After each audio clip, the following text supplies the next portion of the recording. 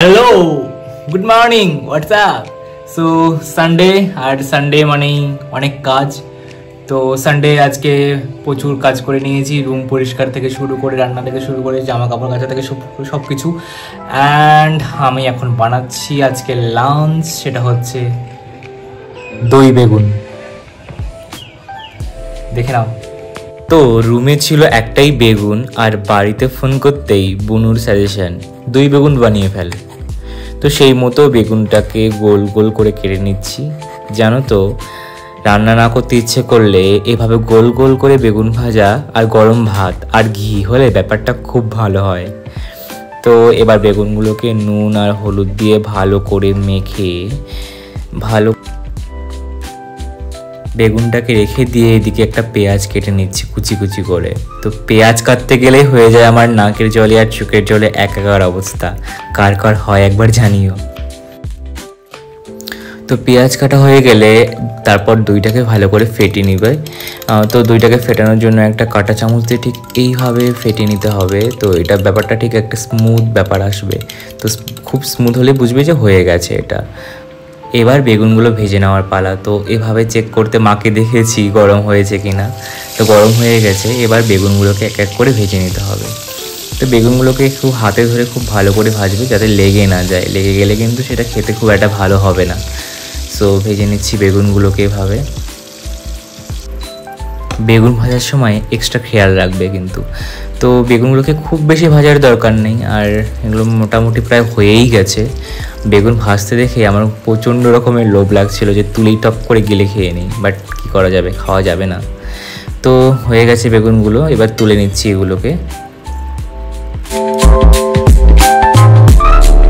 তো বেগুনগুলোকে বেশি না ভেজে ঠিক এভাবে শ্যালো ফ্রাই করে নামিয়ে নিতে হবে, এটাকে বেশি ভাজা যাবে না। তো কড়াইতে এভাবে একটা তেজপাতা ফোড়ন দিয়ে, তোমরা চাইলে লঙ্কাও দিতে পারো, যেহেতু আমি ঝাল খাই না তাই অ্যাড করছি না, দিয়ে একটু ভালো করে নেড়ে তারপর তাতে পাঁচ ফোড়ন, মানে বাঙালি বাড়িতে যে পাঁচ ফোড়নটা হয় ঠিক সেটা দিয়ে একটু নেড়ে ভালো করে তারপর সেই কুচনো পেঁয়াজটা দিয়ে দেবে এটাতে। তো পেঁয়াজগুলো অ্যাড করার পর পেঁয়াজগুলোকে জাস্ট খুব ভালো করে একটু ভেজে নিতে হবে, ব্যাস আর কিছুই না। পেঁয়াজগুলো ভাজা হয়ে গেলে তাতে একটু হলুদ গুঁড়ো, একটু গরম মশলা, মানে বাঙালি বাড়িতে যে গরম মশলাটা পাওয়া যায়, আর একটু পরিমাণে জিরের গুঁড়ো অ্যাড করে দেবে। তো এই হচ্ছে মশলা, আর কোনো মশলা অ্যাড করার দরকার নেই। তো এবার ব্যাপারটাকে ঠিক কষিয়ে নিতে হবে। মশলাগুলো খুব ভালোভাবে মিক্সড হয়ে গেলে সেই আগের ফ্যাটিয়ে রাখা টক দইটা সেটা অ্যাড করে দেবে।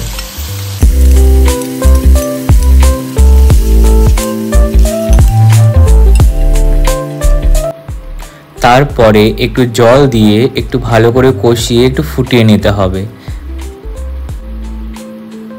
তো জলটা ভালো করে ফুটে গেছে। তো এবার জাস্ট বেগুনগুলোকে অ্যাড করে দেবো। তো বেগুনগুলো অ্যাড করতে গিয়েই কিন্তু আমার লোভ লেগে যাচ্ছিলো, কিন্তু ব্যাপারটা খুব সুন্দর দেখতে হয়েছে। তো দিয়ে মোটামুটি একটু হালকা বয়েল করে যখন দেখবে জলটা প্রায় শুকিয়ে গেছে, একটু মাখা মাখা হবে, তখন ব্যাপারটাকে ঠিক নামিয়ে নেবে। ব্যাস, চাইলে তোমরা ঘিউ অ্যাড করে নামাতে পারো। ওকে, সো হয়ে গেছে এটা আমার দই বেগুনটা। এবার এগুলোকে টেস্ট করার পালা। তো আমার থালাটাকে খুব সুন্দর করে সাজিয়ে নিয়েছি। তো সাজিয়ে গুছিয়ে নিলে টেস্টটা আরও বেড়ে যায়। চলো এবার এটাকে টেস্ট করে দেখি।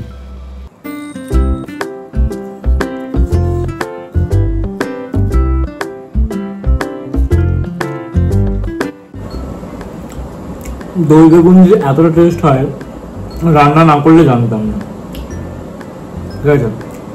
আর আমার হাতে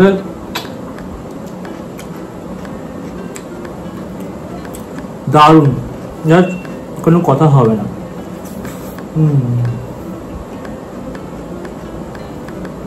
খেতে এতটাই টেস্ট হয়েছে যে আমি টোটাল কড়াই শুদ্ধ আর টোটাল দুবারে ভাত খেয়েছিলাম, দুটো নিয়ে বসে গেছি জাস্ট।